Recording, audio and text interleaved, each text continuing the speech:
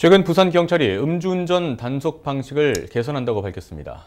어떻게 보면 단순한 방법인데 결과적으로 단속의 효율을 높이고 또 2차 사고도 막을 수 있는 아이디어였습니다. 그리고 2차 사고를 예방하는 교통사고 처리 지침도 시행하고 있죠.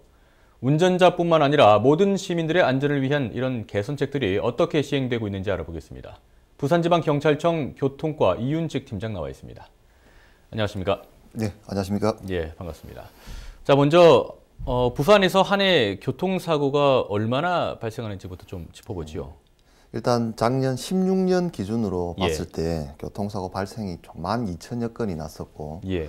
그중에 사망사고가 182명입니다. 부상자가 17,000여 명으로 집계가 되고 있습니다.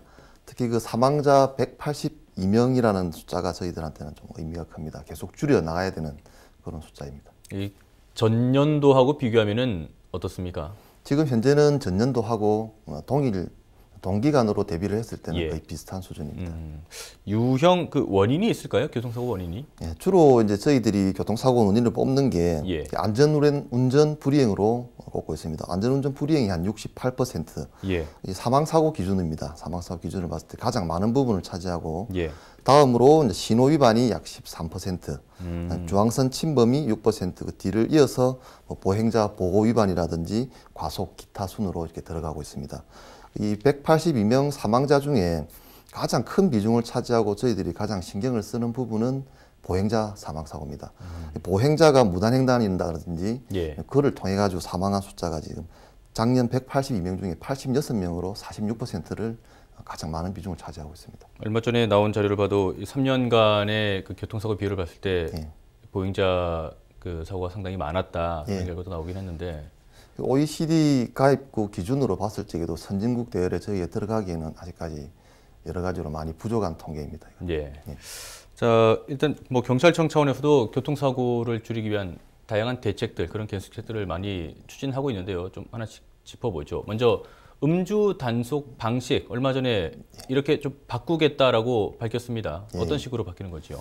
기존에 이제 저희 음주 단속을 할 때는 보통 신호봉을 도로변 차선 위에 설치를 하고 예. 각 신호 차선별로 경찰관들이 서서 그렇죠. 운전자들의 음주 여부를 확인하는 이런 방식이었는데 지금은 그런 방식을 했을 때 저희들이 먼저 단속을 하는 경찰관과 음주에 의심되는 차량이 도주를 했을 때 일반 시민들의 안전을 위협하는 아주 큰 흉기가 되기 때문에 저희들이 그런 방식을 이제 좀 개선해서 더욱더 시민들이 안전하게 해보자 해서 이제 하게 된 게 순찰차를 바리케이트 형식으로 저희들이 사용을 하게 됩니다. 네. 그래서 약간 대각선 형식으로 순찰차를 정차를 시키고 차선이 들어오는 차선을 줄입니다. 나가는 차선도 줄여서 차선이 안으로 들어왔을 때 차량들이 정체 현상이 생기면서 속도를 현저하게 떨어뜨린 다음에 이 구간 내에 들어왔을 때 저희들이 음주운전 여부를 확인하고 나가는 구간도 좁혀놨습니다. 왜냐하면 음주 의심되는 운전자가 만약에 도주를 할 경우에 속도를 낼 수 없게 만들기 위해서 예. 그렇게 해놨습니다. 그 바리케이트를 친다는 거는 이제 진입 차선에서 이제 이렇게 좀 돌아가면서 들어올 수 있게 지그재그 형식으로 그렇죠. 가게 됩니다. S자 형식으로 이렇게 돌아가면서 속도를 낼 수 없게 예. 구조상 그렇게 만들어서 음주 단속을 개선해서 시행하고 있습니다. 그리고 스토퍼도 지금 네, 운영을 하고 계시죠? 스토퍼 같은 경우는 저희들이 뭐 최근에 뭐 영상을 통해서 한번 소개를 해드린 바도 있습니다. 예. 뉴스에서 한번 보셨을 수도 있는데 저희들이 그 스토퍼라는 거는 달리는 차 안에다 넣는 게 아니고 그 음주가 만약에 저희들이 단속 중에 감지가 되었다. 근데 예. 운전자가 도주할 의사가 보인다 했을 때 그 차량 앞에 놓게 되면은 그 차가 그 스토퍼로 인해서 더 이상 진행을 못하고 들어얹혀져서 못 나가게 되는 그런 상황을 만드는 장비입니다. 앞화기 쪽에 들려버리더라고요. 예, 보니까. 맞습니다. 음주운전자 비율 예. 현장에서 단속을 하시다 보면은 예. 어느 정도나 확인이 됩니까? 음주운전 같은 경우는 뭐 저희들이 일정하게는 볼 수가 없고 예. 특정한 요일 같은 경우는 조금 많은 경우는 있습니다. 뭐 목요일이라든지 이런 경우는 음주운전자들이 좀 많은 경우가 있고 네. 그 외에 보면은 이제 계절별로 저희들이 이제 1년에 한 해 동안 단속되는 건수가 작년 한 해 16,567건이 단속됐습니다. 그중에 보면 4, 5월이 아무래도 봄철이다 보니까 사람들이 겨울에 좀 움츠려 있다가 활동이 많은 시기입니다. 네. 4, 5월에 작년 통계도 가장 많이 단속된 걸로 이렇게 나오고 있습니다. 다른 지역하고 비교하면은 어떻습니까? 부산청? 부산청이 뭐 부산 관내 우리 운전자들이 음주운전을 좀 적게 한다고는 보기는 힘든 상태입니다. 뭐 물론 그거는 통계적인 수치고 예, 예. 모든 시민들이 음주운전을 많이 한다는 뜻은 아니고 통계상으로 볼 때 수치는 단속은 좀 많이 되고 있는 상황입니다. 전국에서 볼 때. 그러다 보니까 그 앞서 말씀하신 그런 음주운전 단속 방식의 변경이라든가 이런 것들이 예. 더 효과를 좀 볼 수 있지 않을까 싶은데 이게 단순히 그 음주운전을 사전에 막을 수 있는 그런 방법뿐만 아니라 앞서도 뭐 제가 오프닝 메이트에서도 얘기했지만은 2차 사고를 막을 수 있는 예, 어떻게 보면은 경찰관들이 다칠 수 있는 그런 일들도 미연에 방지할 수 있는 그런 역할도 하겠어요. 맞습니다. 예. 작년 한 해 저희 경찰관들이 단속 중에 16명이 부상을 당했습니다. 예. 그런 경찰관들의 부상을 줄이는 일환으로서 이런 음주운전 단속 방식을 개선한 것도 있고 네. 또 더 중요한 거는 나아가서 이런 음주운전을 하시는 운전자가 시내 도로를 질주를 하게 되면은 그 선량한 시민들 같은 경우는 정말 마른 하늘의 날벼락 같은 그렇죠. 이런 부상을 입거나 심할 경우에 또 정말 사망에 이르는 정도까지 갈 수 있기 때문에 저희들이 단속 방식을 개선해서 경찰과 시민이 모두가 안전할 수 있는 이런 방향으로 가고자 하는 겁니다. 만약에 그 단속에 불응하고 예. 도주를 하게 되면은 예. 어떻게 됩니까? 불응하고 도주하게 되면은 물론 저희들이 뭐 대기하는 순찰차로 뭐 추격을 하고 예. 또 앞에 무전을 통해서 진행 방향 쪽에 저희들이 다 대비를 하게 됩니다. 그리고 이 분들이 저희들한테 체포가 됐을 경우에는 예. 물론 음주운전은 음주운전을 처벌을 받고 가면서 경찰관한테 뭐 상해를 입혔다거나 일반 시민한테 상해를 입혔을 경우에 경찰관이 이제 다쳤을 경우에는 특수 공무집행 방해죄가 해당이 되기 때문에 예. 징역 3년 이상입니다. 이거는 벌금형도 없고 아주 중형에 해당되고요. 일반 시민을 치고 뺑소니를 했을 경우에도 그 처벌 수준이 그 5년 이하의 징역 1,500만 원 이하의 벌금에 해당되기 때문에 상당히 높은 형을 받게 됩니다. 이거 별개로 또 면허 행정도 들어가는 부분이 있기 때문에 면허는 취소될 확률이 거의 99% 이상이라고 보시면 될 것 같습니다. 면허 취소는 음주 때문이지요? 음주도 해당이 되고 만약에 사람이 상해를 입게 되면은 예, 그렇죠. 그 상해 정도에 따라서 벌점이 들어가기 때문에 그 벌점 초과로 결국은 취소가 되게 됩니다. 도주 자체에 대한 어떤 제재는 없습니까? 도주 자체에 대한 제재도 있습니다. 도주할 경우에는 저희들이 경찰관의 지시 위반으로 해서 통고 처분을 하게 됩니다. 예. 승용차 기준으로 봤을 때 범칙금 6만 원에 벌점 15점에 해당이 됩니다. 이거는 꼭 음주 단속 현장뿐만 아니라도 저희들이 아침에 러시 근무를 합니다. 예, 출퇴근 시간대 경찰관들이 교차로에 사는데 앞에 차들이 많은 관계로 신호가 녹색불임에도 불구하고 저희들이 경찰관이 수신호로 차량들을 정차시킬 수가 있습니다.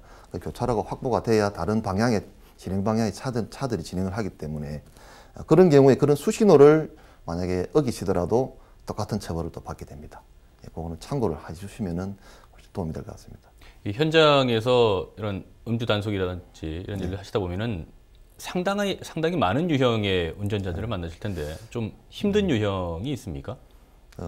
여기서 다 이야기하기에는 좀 방송에 좀 예. 부적절한 부분이 있어서 뭐 간단한 거 하나 예를 들면은 저희들이 이제 프로에 보면 자주 나오는 장면인데 이제 운전자가 오다가 네. 앞 전방에 음주 단속을 하고 있으면 주황선을 넘어서 이렇게 그렇죠. 도주를 한다거나 안 가면 차를 정차시키고 그대로 내려서 또 네네. 구보로 또 도주를 하시는 경우가 있습니다. 그런 경우에 저희들이 참 난감합니다.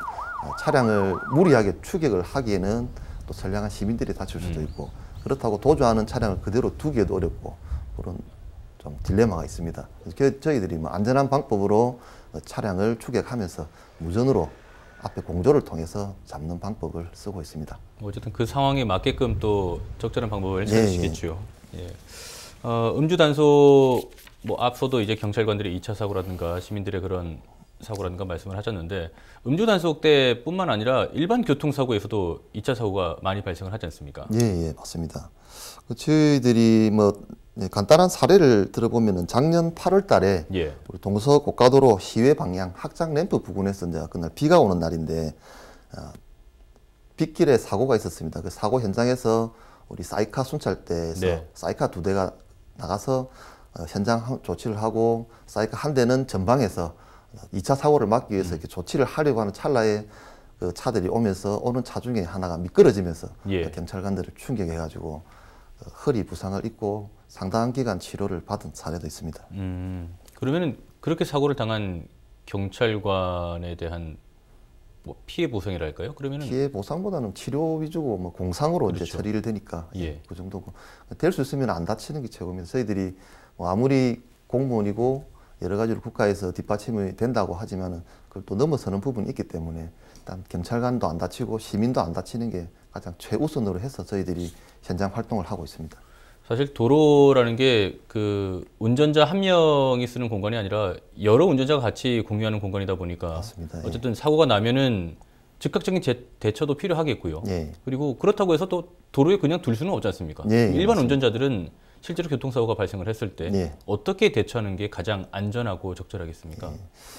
시내 도로 같은 경우에는 차량들의 속도가 좀 빠르지 않기 때문에 예. 사고가 나게 되면은 후방으로 이 차량 정체가 오기 때문에 예. 큰 사고가 날 확률은 좀 적습니다. 시내 도로에서는 뭐 가벼운 접촉 사고 같으면은 시민분들께서 요즘에는 휴대전화 다 가지고 계시니까 예. 휴대전화로 현장 사진을 뭐 여러 각도에서 찍은 다음에 차량을 갓길로 길 가장자리로 이동하신 다음에 경찰관이나 보험회사를 기다리시는 게 안전하시고 뭐 차량 정체도 좀 예방하는 면이 있습니다. 예. 중요한 게 이제 고속도로라든지 자동차 전용 도로에서 사고가 났을 때 2차 사고는 아주 위험합니다. 요거 2차 사고는 발생을 하는 순간 중상 내지는 사망에 이르는 경우가 많기 때문에 그거 위주로 말씀을 드리면은 만약에 고속도로에서 내 차가 고장이 나거나 사고가 났다. 그럴 경우에는 갓길로 이동을 할 수 있으면은 빨리 이동을 해 주시고 만약에 예. 이동이 안 될 상황이다.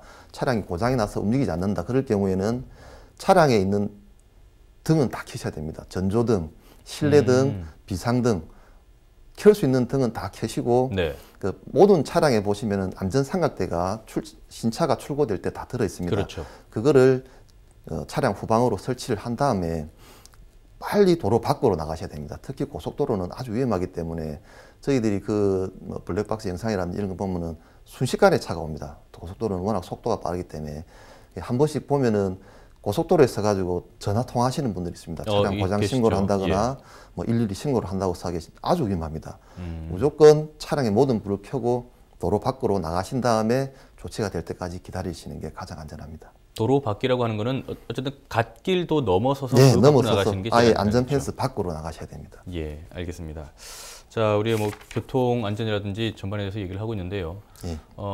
시민들도 평소에는 분명히 이런 것들에 대한 안전을 좀 지켜야겠다, 조심해야겠다라고 느끼지만 또 막상 자기가 닥치면 또 어떻게 대처해야 될지 예, 많이 몰라서 불안한 이제 분들이 뭐, 많으실 겁니다. 안 하시는 분도 있겠지만은 아시면서도 하시는 분들도 있는데 네. 될 수 있으면은 운전을 처음에 시작하실 때 조금 마음을 여유 있게 가지시고 양보하고 배려한다는 마음으로 운전하신다면은 우리 부산 시내가 조금 더 안전하고 쾌적한 이런 도로가 되지 않을까 생각을 해봅니다. 예, 알겠습니다. 뭐 시민들도 당연히 조심을 하겠고 또 경찰에서도 다양한 정책, 다양한 그런 제도를 이용해서 시민들의 안전을 조금이나마 더 안전하게끔 그렇게 좀 지켜주시기 바랍니다. 예, 예. 예, 오늘 말씀 고맙습니다. 예.